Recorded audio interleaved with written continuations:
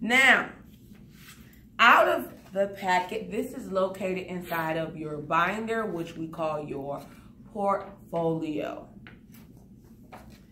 You would take figurative language out, and it looks like this in case you don't know. You would take using verb tenses out. This is up close in case you don't know. Editing and revising. And just as an FYI, this goes into your writing journal. Writing journal. The one that says figurative language goes inside of your vocabulary journal. Then it says context clues. This too will go inside of your vocabulary journal. I will give you about 1 to 2 minutes to snatch out these 4 things. My camera lady will come and show you what it looks like. So, show them here. This is one. So you can be taking this out as you're looking. Okay, now come over. This is the other one. You can take it out as you're doing it. This is the next one. This one actually has 1, 2 personification and hyperbole. And then your last one, which at the end says onomatopoeia. You got that. Now, remember, vocabulary, writing, vocabulary. Now, your context clues, we know it goes in vocabulary. And then determining theme. You see it? Take it out your folders right now, your packet right now. Hello, pay attention. Take out this one right now. Okay, you don't know where it is? It's out of this packet right here. This goes into your close read journal. Now my cameraman is going to come all the way back around. And I am going to show you how to put it in this book. First, I am going to take using context clues. So I'm going to pretend that this is my vocabulary journal. Miss Davis is not going to make it all nice and pretty because this is just to show you what you need to do. You want to be sure that it fits inside of your journal. Please color it all nice and cute so that it looks right. Do we understand? Okay. Now, as you can see,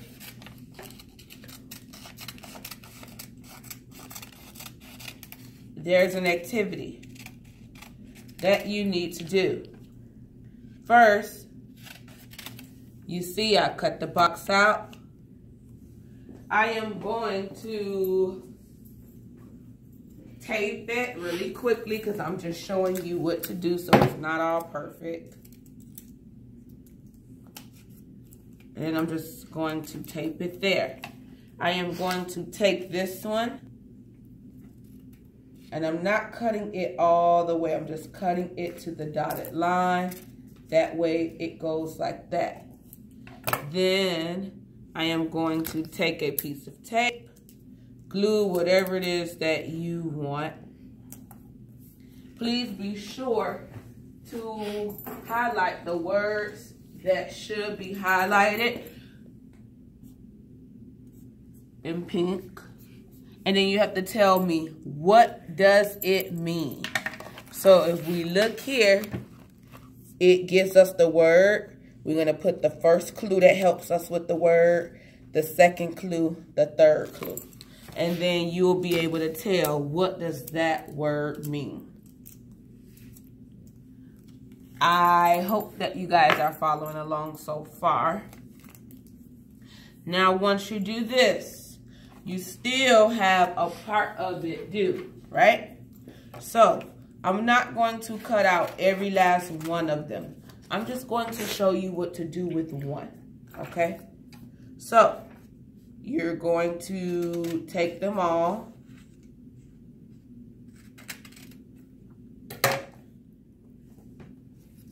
Oh, shoot. Where went it? And if you see, there's a foldable there. You're going to fold it, right? So that it can make a flap, similar to what we did the last time we did it. You put your flap there.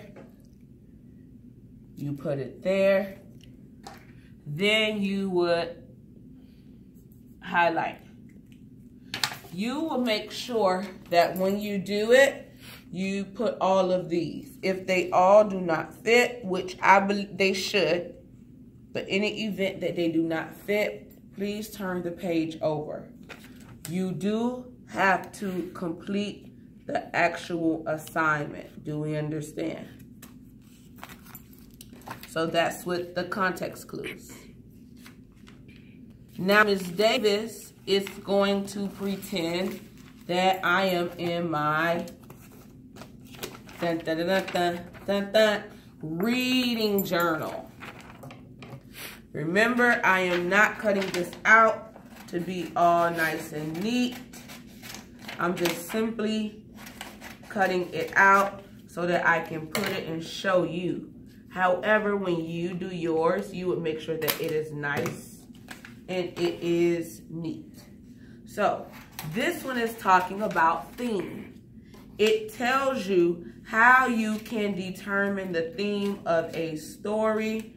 And as you see, I am cutting this out so quickly. So that's exactly how you to do.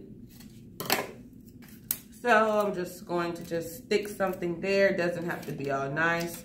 And remember, do not color with markers, because if you color with markers, you are not going to see what you need.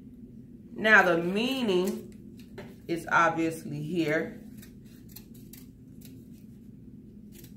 And what Ms. Davis wants you to do is make sure that you post the meaning so that you know how to determine a theme. But wait, Ms. Davis, what else do I do? You are going to take these, and I'm not doing each one. I'm just doing one from each just to show you exactly what to do. This one has a flap. If you have glue, you may bend it and you may glue it so that you have a flap. Unfortunately, Ms. Davis does not have glue because I gave them all out. So you would take your, pretend this is your glue. You can put it there so that you have room. Now it says determining theme. Theme is the big idea of a text. How can you determine the theme of a text? By asking and answering questions about the story elements. It's taking you through a process so that you can do theme. So you have to put them in order. How did the story make me feel and why? You're going to open the flap and you're going to respond. You should not have a long response. It should be very easy to put inside here. And just for the record, I'll do one more in case we're lost. So, I have the dotted lines with the flap. I'm going to fold the flap. Take the flap. You can glue it if it's better for you. I think it would be better to glue it. Then I will add the next one. So now I can write my answers inside of it, if you see it. So I'm not going to do the rest. I'll leave it here. Now Ms. Davis is going to do her figurative language, which is this one. I am not going to do all of them. I am just going to do the top. It tells you what it is. FYI, please look at the figurative language chart that I gave you in order to define its meaning, because this is a grade, so you have to do it. By now, you should know how to do it. And I will give you the standard to label it as. Now, I'm just going to take 2 of them, add them to my chart. This is going to be very quickly. You can color them if you want. I prefer you to make sure that it looks nice. You may color just the pictures here, just the pictures, and highlight the meaning. So similes and metaphors and idioms, right? Please be sure to put it next to where it belongs. So for instance, I am going to take these 2, and it says blank between 2 blank things. So you have to tell me, what is a simile and metaphor? A simile uses like or as. She shook like a leaf. So they're comparing her to a leaf. A metaphor directly compares things. He is a ray of sunshine. They're comparing him to sunshine. So here, the eagle. You will have to go here and identify any similes and metaphors, and I'll show you how to do that in 1 second. So, what do I do, Ms. Davis? You are going to take it,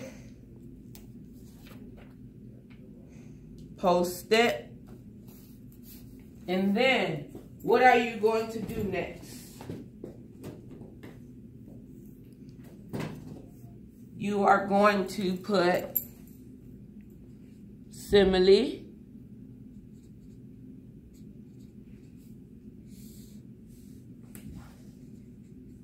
metaphors,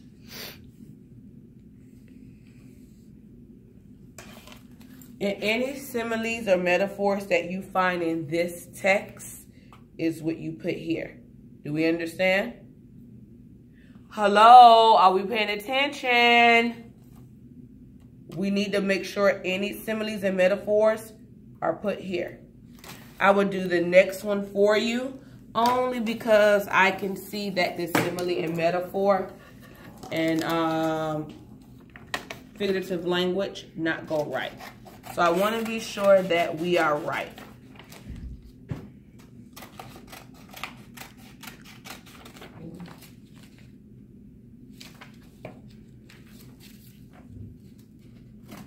I'm sorry, cameraman. Thank you so much.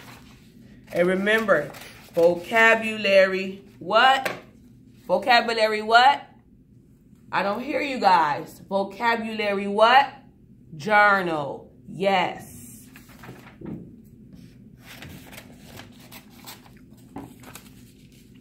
Now I'm going to take the other one and put it here. Any personification that I find, guess what?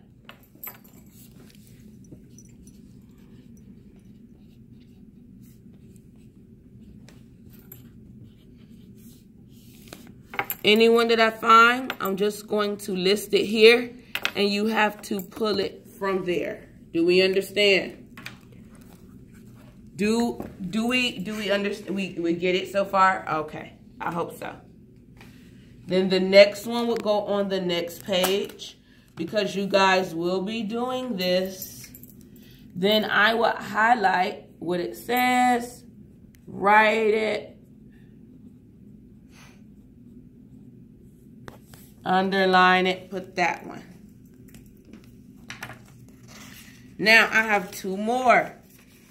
So I'm going to do, and as you can see, I'm going back to back. I did not skip a page. I put it here, here, and I'm going to put the next one there. And I hope this is all making sense to you. And my camera lady, she's doing a great job at making sure she is very close so that no one can say they don't understand. You're going to pull the idioms from here. What is an idiom? Use the chart that I gave you. Do we understand? Okay. So I'm going to cut out the last 2 so that we can be sure we know what to do with these, because this one is the only one that has multiple pages. And I want you to know what I am looking for. So when notebooks are checked, there's no, oh, I did not know. So I'm taking the next one, putting it here. Highlight it.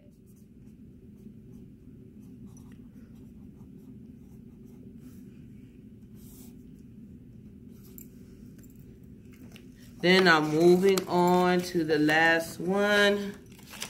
Onomatopoeia. And I sat here and highlighted each one.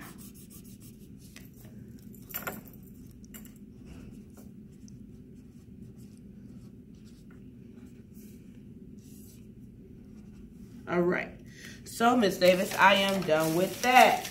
Now, what we're going to do is pretend that we're going next to our writing journal. We're going to take this. Remember, Miss Davis isn't being all cute and fancy. It's just to, well, Miss D, just to show you what I expect you to do. This is very important. I want this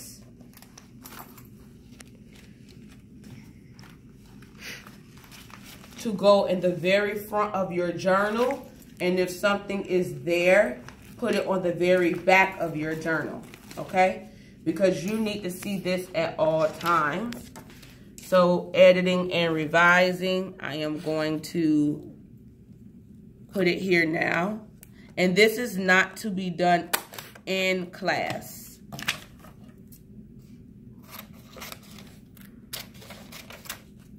So, I'm going to take this. I'm just going to simply do this because it's something really quick before I run out of time. Please be sure to highlight editing, revising. Okay, you need your checklist. You need to know, what am I checking for, right? So if I'm editing, which you guys will be doing a lot now with your peers, as you're editing their picture, their work, their writing, you want to be sure that you are going through this checklist. Do not write on your checklist. Do we understand?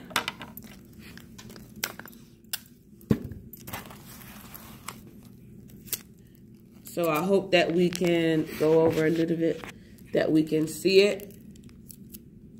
That's your revising. So when I say, hey guys, editing. We're going to edit each other's our peers' paper. You're going to walk through this process to be sure that they are doing everything that they're supposed to do. Then here's a mini activity that you would do. And I'll give you some codes to use so that you don't have to write out every single thing, okay? And then I'm going to let you me and your peers go over this when we get to that point. So this is how the front of our journal should look after the first page. Do we understand? All right. Now, we have one last thing to do. One last thing. And I really hope that you were paying attention so that you're able to follow through. Now, we're going to pretend we're in our vocabulary. I'm definitely not doing all of this because Ms. Davis is almost time for me to get a class, so.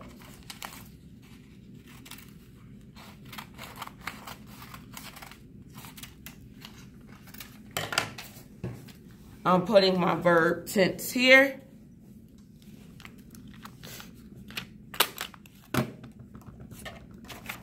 Then I'm going to put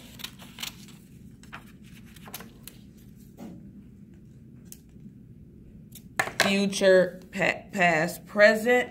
Now this is the job that you have to be sure that you are paying attention. You have to know what past, future, and present tense are in order to put it correctly. Now, each line comes with a simple way of saying it, right? So you have to take simple, put it in the margins,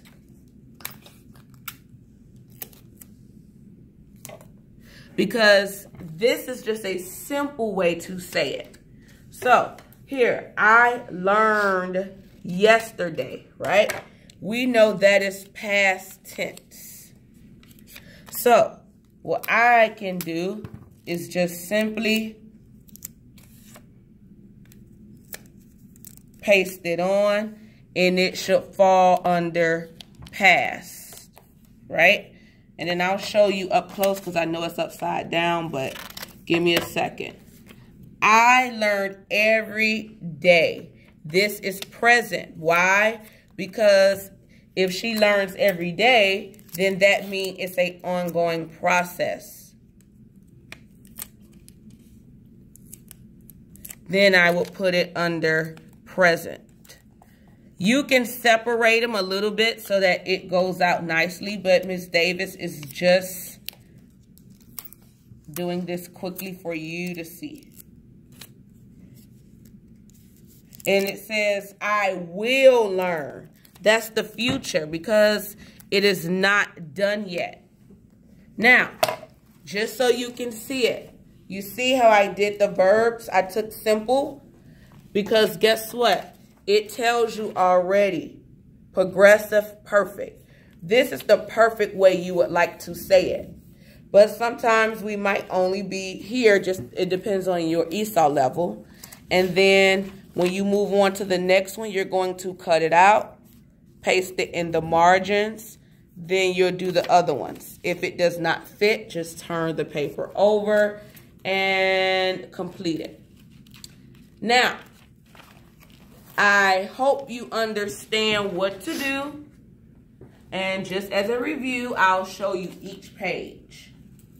This is what I want to see in the beginning of your writing journal. This is what I want to see in your vocabulary journal. And look at the flap. And it's not finished, but you will finish it. This is what I want to see in using verb tense in your vocabulary journal. Oh, crap. This is what I want to see in your comprehension closed reader journal and your developmental part. Do we understand? And you would finish the rest. All of these would fit. You need the flap because we would do this activity with a lesson. And then you would take your figurative language in your vocabulary journal and do it just like I did it. You see? I did it back to back. I hope this works for you, and I truly hope that you understand what to do. In the event that you don't, My folder will be in the front for you to look at. Thank you, and I hope you have an awesome Monday, well, Tuesday with Miss D.